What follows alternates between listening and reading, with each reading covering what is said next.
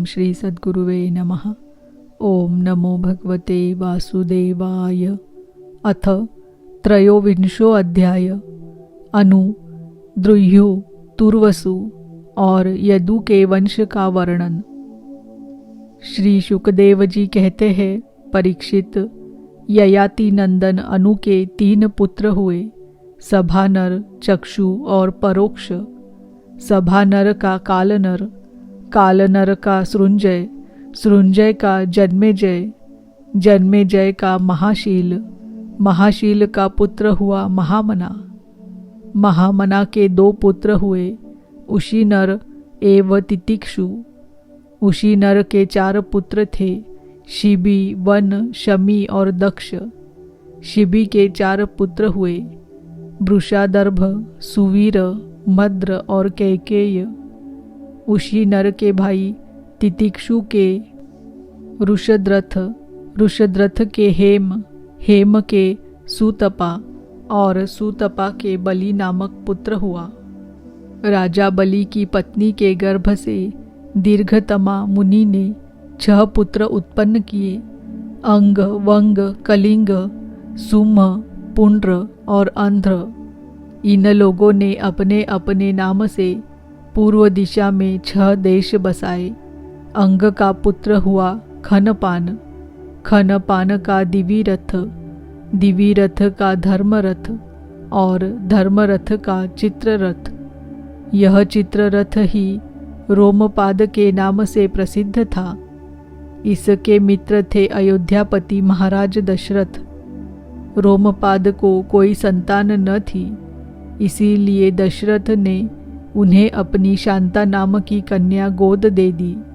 शांता का विवाह ऋष्यशृंग मुनि से हुआ। ऋष्यशृंग विभांडक ऋषि के द्वारा हरिणी के गर्भ से उत्पन्न हुए थे।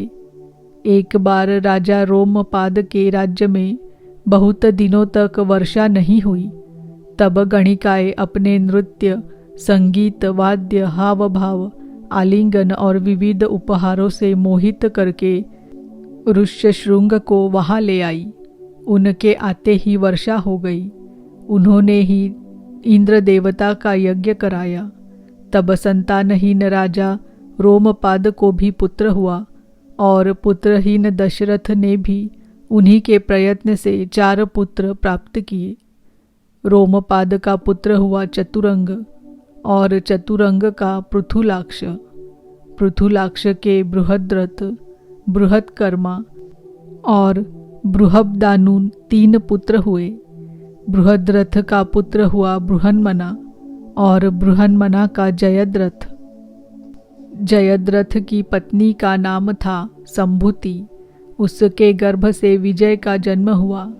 विजय का ध्रुति, ध्रुति का ध्रुतव्रत, ध्रुतव्रत का सत्कर्मा और सत्कर्मा का पुत्र था अधिरथ। अधिरथ को कोई संतान न थी। किसी दिन वह गंगा तट पर क्रीड़ा कर रहा था कि देखा एक पिटारी में नन्हा सा शिशु बहा चला आ रहा है। वह बालक कर्ण था, जिसे कुंती ने कन्यावस्था में उत्पन्न होने के कारण उस प्रकार बहा दिया था। अधिरथ ने उसी को अपना पुत्र बना लिया। परीक्षित, राजा कर्ण के पुत्र का नाम था वृषसेन। ययाति के पुत्र द्रुह्यु से बभ्रु का जन्म हुआ। बभ्रु का सेतु, सेतु का आरब्ध, आरब्ध का गांधार, गांधार का धर्म, धर्म का ध्रुत, ध्रुत का दुर्मना और दुर्मना का पुत्र प्रचेता हुआ। प्रचेता के 100 पुत्र हुए। ये उत्तर दिशा में म्लेच्छों के राजा हुए। ययाति के पुत्र तुर्वसु का वन्ही, वन्ही का भर्ग, भर्ग का भानुमान, भानुमान का त्रिभानु, त्रिभानु का उदार बुद्धि करंधम और करंधम का पुत्र हुआ मरुत। मरुत संतानहीन था, इसीलिए उसने पुरुवंशी दुष्यंत को अपना पुत्र बनाकर रखा था। परंतु दुष्यंत राज्य की कामना से अपने ही वंश में लौट गए। परीक्षित, अब मैं राजा ययाति के बड़े पुत्र यदु के वंश का वर्णन करता हूँ। परीक्षित, महाराज यदु का वंश परम पवित्र और मनुष्यों के समस्त पापों को नष्ट करने वाला है। जो मनुष्य इसका श्रवण करेगा वह समस्त पापों से मुक्त हो जाएगा। इस वंश में स्वयं भगवान परब्रह्म श्री कृष्ण ने मनुष्य के से रूप में अवतार लिया था। यदु के 4 पुत्र थे, सहस्त्रजित, क्रोष्टा, नल और रिपु। सहस्त्रजित से शतजीत का जन्म हुआ। शतजीत के 3 पुत्र थे, महाहय, वेणुहय और हयहय। हयहय का धर्म, धर्म का नेत्र, नेत्र का कुंती, कुंती का सोहनजी, सोहनजी का महिष्मान और महिष्मान का पुत्र भद्रसेन हुआ। भद्रसेन के 2 पुत्र थे, दुर्मद और धनक। धनक के 4 पुत्र हुए, कृतवीर्य, कृताग्नि, कृतवर्मा और कृतोजा। कृतवीर्य का पुत्र अर्जुन था। वह सातोद्वीप का एक छत्र सम्राट था। उसने भगवान के अंशावतार श्री दत्तात्रेय जी से योग विद्या और अणिमा लघिमा आदि बड़ी बड़ी सिद्धियां प्राप्त की थी। इसमें संदेह नहीं कि संसार का कोई भी सम्राट यज्ञ, दान, तपस्या, योग, शास्त्र ज्ञान, पराक्रम और विजय आदि गुणों में कार्तवीर्य अर्जुन की बराबरी नहीं कर सकेगा।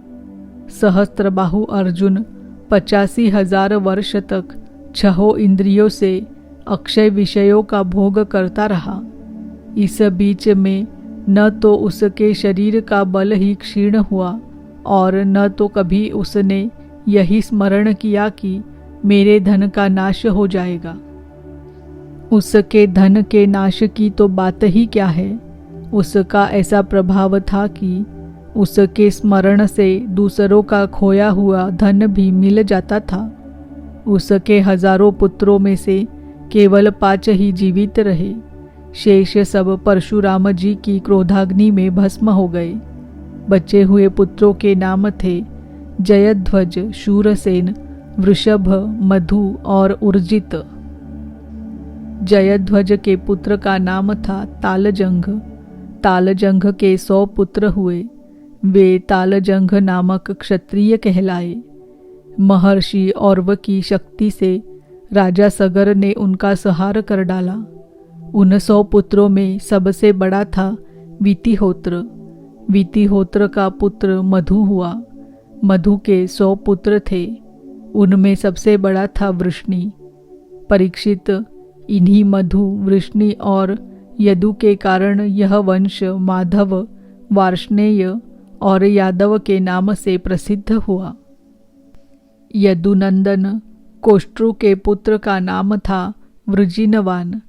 वृजिनवान का पुत्र श्वाही, श्वाही का ऋषेकु, ऋषेकु का चित्ररथ और चित्ररथ के पुत्र का नाम था शशबिंदु। वह परम योगी, महान, भोगेश्वर्य संपन्न और अत्यंत पराक्रमी था। वह 14 रत्नों का स्वामी, चक्रवर्ती और युद्ध में अजेय था। परम यशस्वी शशबिंदु के 10,000 पत्नियां थी। उनमें से एक एक के लाख लाख संतान हुई थी। इस प्रकार उसके 100 करोड़ 1 अरब संतानें उत्पन्न हुई। उनमें पृथुश्रवा आदि 6 पुत्र प्रधान थे। पृथुश्रवा के पुत्र का नाम था धर्म। धर्म का पुत्र उशना हुआ। उसने 100 अश्वमेध यज्ञ किए थे। उशना का पुत्र हुआ रुचक। रुचक के 5 पुत्र हुए। उनके नाम सुनो: पुरुजित, रुक्म, रुक्मेशु, पृथु और जामघ। जामघ की पत्नी का नाम था शैब्या। जामघ के बहुत दिनों तक कोई संतान न हुई, परंतु उसने अपनी पत्नी के भय से दूसरा विवाह नहीं किया। एक बार वह अपने शत्रु के घर से भोज्या नाम की कन्या हर लाया। जब शैब्या ने पति के रथ पर उस कन्या को देखा तब वह चिढ़कर अपने पति से बोली, कपटी, मेरे बैठने की जगह पर आज किसे बैठा कर लिए आ रहे हो? जामघ ने कहा, यह तो तुम्हारी पुत्र वधू है। शैब्या ने मुस्कुराकर अपने पति से कहा, मैं तो जन्म से ही बांझ हूँ और मेरी कोई सौत भी नहीं है, फिर यह मेरी पुत्र वधू कैसे हो सकती है? जामघ ने कहा, रानी, तुमको जो पुत्र होगा उसकी यह पत्नी बनेगी। राजा जामघ के इस वचन का विश्वेदेव और पितरों ने अनुमोदन किया।